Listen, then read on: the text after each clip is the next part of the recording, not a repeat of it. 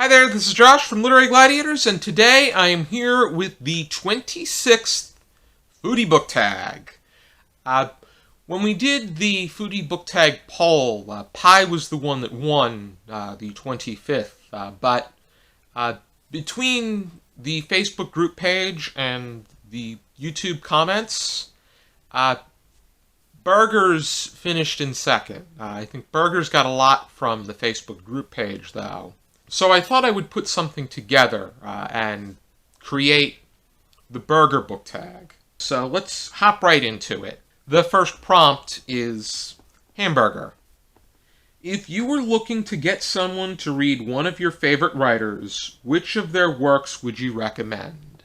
And the question was inspired by the fact that global fast food chains are often centered around the hamburger, in particular those that were that originated in the United States.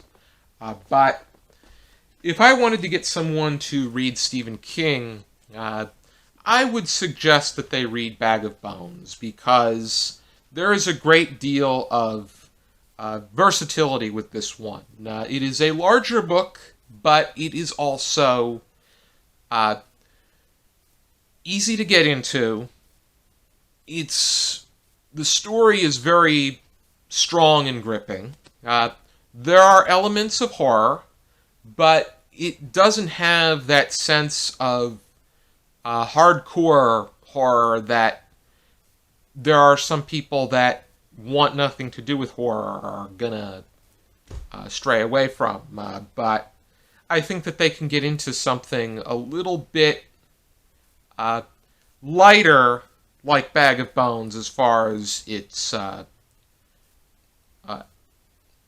terrifying elements are concerned. But I think this will be a gateway into wanting to get into more of what Stephen King has to offer. Next one is Cheeseburger, a reliably good writer. And I could have used Stephen King for this one, but I don't really want to repeat writers or answers for this tag. I could say Stephen King for all of the questions, and that wouldn't make things all that fun. Even though Stephen King he very well applies to this one. I've revisited him on several occasions. The amount of books that I've read from King are in the double digits, but I'm going with Langston Hughes. I think that Langston Hughes' poetry and also his short works have been very engaging and passionate and filled with a great sense of emotion. The way that he's able to flesh out his characters and his subject material and really spark a sense of heartfelt emotion, where one can really think and sympathize. Next one is Bacon Cheeseburger, a work that gives you a rush, because you cannot help but get a rush when you eat bacon. I'm going with The Bald Soprano by Eugene Ionesco. In particular, is this one, the anti-play. This one is just so thought-provoking, just very outside of the box. The way that it approaches absurdism in our everyday lives is just so intriguing. All I'm going to say is we had a discussion about it that's going to be coming out in January, and Larry and I were in a heated argument over this work. And I really want to read more from Eugene Ionesco after this. Next one is The Pizza Burger, a favorite writer from your home country, born in another country. And for that one, I'm going to go with Khaled Hosseini. I read a lot of translated works, and I read a lot of literature that's not American, but a lot of the people that I read are not. If they're from another country, they're not necessarily American citizens. But Khaled Hosseini is from Afghanistan. He is a resident of San Jose, California, and a lot of this is reflected in his main character Amir in The Kite Runner. And The Kite Runner is just one of my favorite books of all time. And I really want to get into Thousand Splendid Suns and The Mountains Echoed. It may be a stretch to say that Hosseini would be my favorite, would be the best answer for this question, only having read one book, but I am pretty confident with the other two, and I'm really intrigued to see how he talks about Afghanistan and in his upcoming books. The next one is Chicken Burger. Instead of reading this work or writer, schools should be reading this work or writer, inspired by the fact that a lot of fast food restaurants are now switching from a beef-based hamburger to a chicken burger. And the way that I'm going to fill this in, there's plenty of ways that we can fill this in, but instead of reading Romeo and Juliet by William Shakespeare, which has become standard in every freshman high school classroom, I think that people should be reading The Importance of Being Earnest by Oscar Wilde, even though a lot of people, they tend to touch upon that when they get into college, but I think that I have faith in the fact that if they could be teaching The Telltale Heart by Edgar Allan Poe in intermediate school, I think that they can definitely be teaching something along the lines of the relationship structure in The Importance of Being Earnest by Oscar Wilde, because it also touches upon the ineptitude of the upper-class Victorian England and the sense of people's characters and their values and whatnot. I think that you can have so much fun with it. You can have so much fun with anything that Oscar Wilde has written. The Importance of Being Earnest is just an especially terrific gem. The next one is The Veggie Burger, a work that encourages plant-based eating. And for that, I'm going to go with one of the works in the best American science and nature writing. And that work in particular is How Factory Farms Play Chicken with Antibiotics by Tom Philpott. It was originally published in Mother Jones magazine, but it pertains to the use of steroids and antibiotics in different kinds of meat, and how there are companies that are beginning to wean meat products away from these practices, and how with chicken they have started, and they're a little bit closer than you think as far as reaching their ultimate goal is concerned. The same, though, cannot be said about other products such as beef, where even if they do begin to wean them off of steroids and antibiotics, it's going to take years upon years in order for the quality and the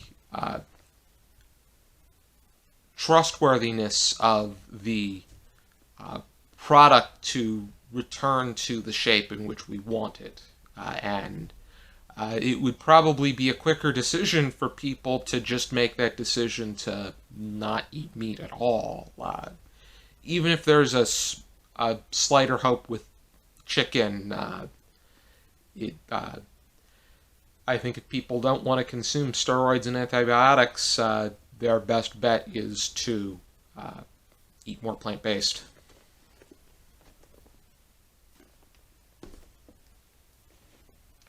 Next one is the Bleu Cheese Burger, a pretentious work.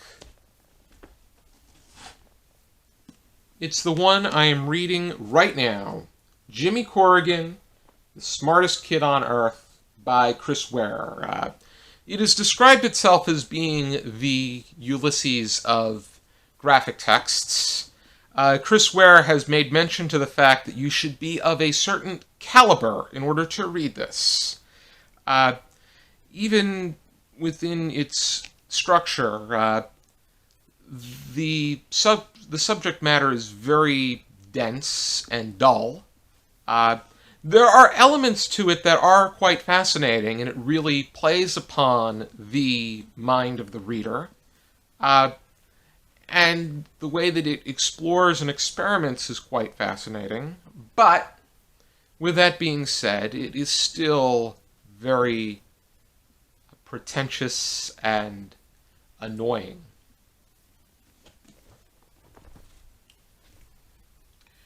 The next one is the Bison Burger, a work that tells the truth about the American West. And I'm really going to spin this question in the way that when you think about the American West, you think about the colonist's perspective, or you think about the perspective, I more recently think about the perspective of how things really were. But how about approaching it from the perspective of the indigenous tribes? And we know them a little bit better, historically speaking, as the American Indian. So, in particular, in the American Indian myths and legends, which is definitely worth owning, the one that really stuck out to me was Sun Creation, which is a Brule Sioux legend, in this case told by Leonard Crowdog. But Sun Creation has to do with the perspective and the commentary of the Brule Sioux and how they feel the world has come to be. They really make mention to the white man's concepts and the way that they see them and ultimately dismiss them. But I think that this in particular shows a sense of assertiveness to one's beliefs and perspective, because at the end of the day, this land is just the land is just land, and the way that the Brule Sioux and other groups of this nature, the way that they see it is the way that they see all kinds of land, and they just happen to be, they were on this land much longer than the colonists were.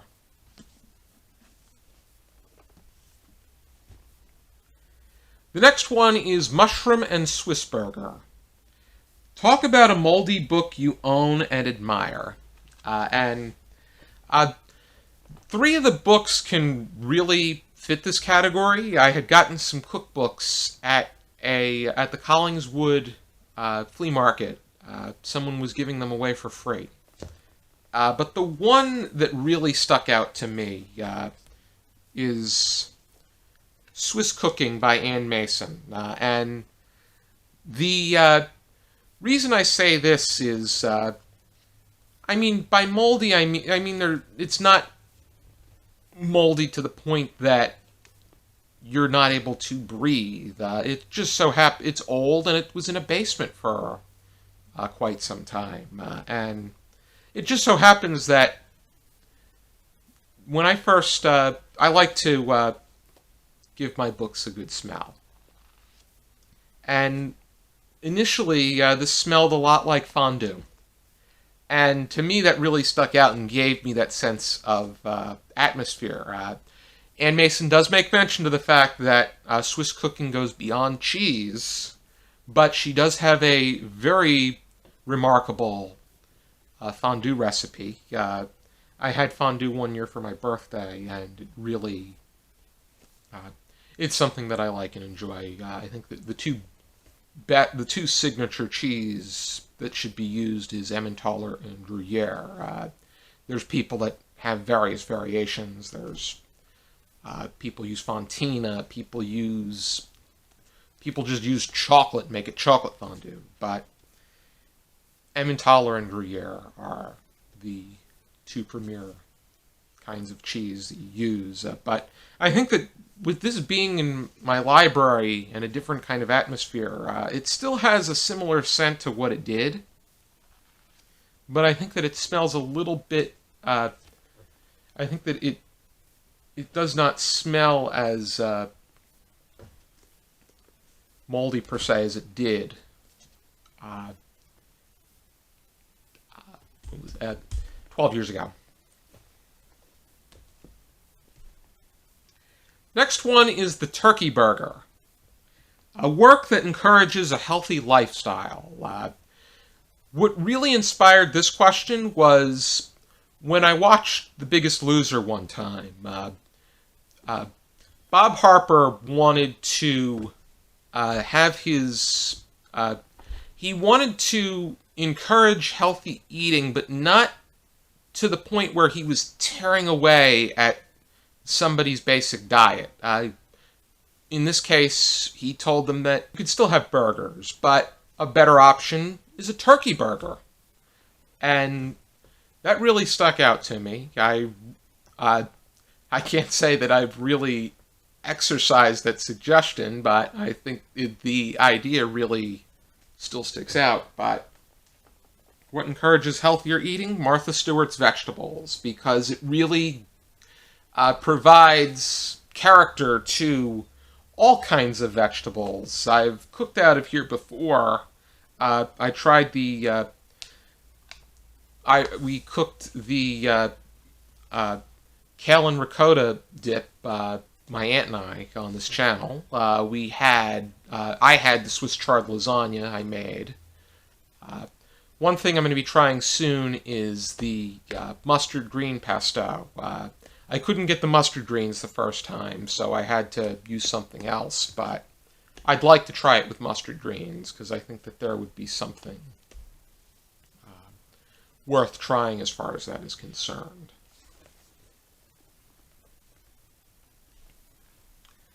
Next one is the Pub Burger, a 500-plus page book that is filling and engaging. I'm going to go with It by Stephen King. I read this 10 years ago. I was immersed in this for at least a month's time, and I felt like I was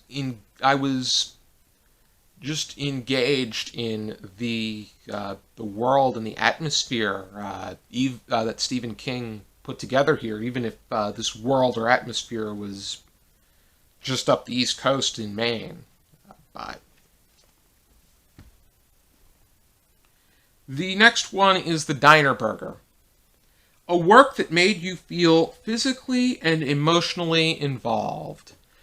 Diners, number one, many people form strong relationships and become regulars to particular diners. And two, when you are engaged in consuming the diner burger, they can be very greasy, and thus you become physically involved with its consumption. And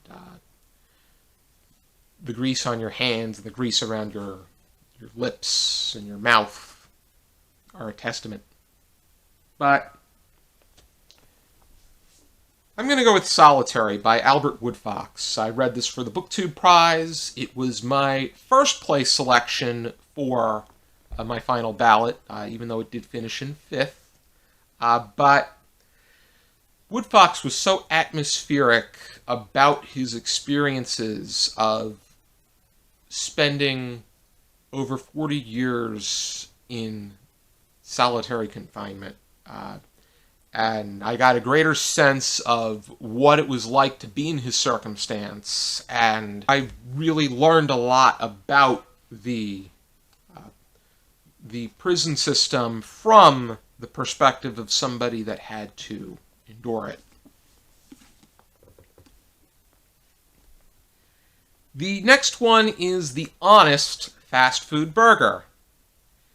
A work with a great exterior but poor interior, and this was inspired by the fact that when major fast food restaurants like McDonald's and Burger King, when they advertise, they have one of the most attractive looking burgers. When you buy it, you get either when you actually get the burger, it looks a bit like a pancake, or if it's something like a Big Mac or a Whopper, it looks like two pancakes. But the answer to this question would be Cat Magic by Whitley Strieber for me. That's the book I choose because I was so engaged to acquire it when I first saw it at the library. I like to take advantage of their book sales that they have because they are very cheap. Only if they're $1, that's a lot. But it looked like such an engaging work by the cover and by the blurb. But once I read it, it was just deranged, and then it just turns into something completely different in the second part. It was just so. It was just not a good book at all. It was very. It was outlandish. It was not a very fulfilling experience per se. I think that the cover was great. Yet you have a Cheshire-looking cat on the cover, but it doesn't do much beyond that point. And I don't like things that just abandon a particular storyline and only come back and touch up on it in a sentence, and that's that. Next one is The Shrimp Burger, a lesser-known work about marine life. And I can't say that this is lesser known because of the James Beard Award winner, but it's one that I think that people need to turn their attention back to. And I'm going with Cod by Mark Kurlansky because this is the grand authority of anything you want to know about cod. Cod as a fish, cod as food, cod as currency, the history of cod. This is probably the authority of all things cod. I would like to read more, though, about marine life. And I have a few of those books, too. Next one is The Slider, whose short works are easy to consume and enjoy. And I'm going with Aesop. This was something I had to think about because I was thinking about short stories and poems, many of which contemporary or the past 220 years, but then I remembered Aesop's fables, and they're always a delight. They're always fantastic. They're always great to go back to. And I really admire this collection that I got from Barnes & Noble. And now we move on to the more burger-based questions. I'm going to start with, what is your favorite kind of burger? For me, I like a bacon cheeseburger. but I like cheddar cheese. I don't like American cheese. I like a bacon cheddar cheeseburger.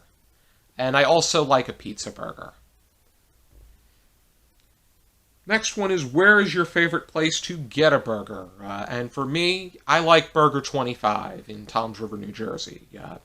Burger 25 is on Route 37. It is on your way to Seaside Heights.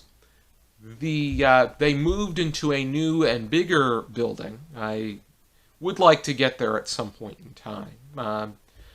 They have a wide array of choices. There's 24 generally consistent choices, and then the 25th one changes by the month. I've tried some really good ones there. They have the bruschetta burger. I think I've had the macaroni and cheese burger. They have a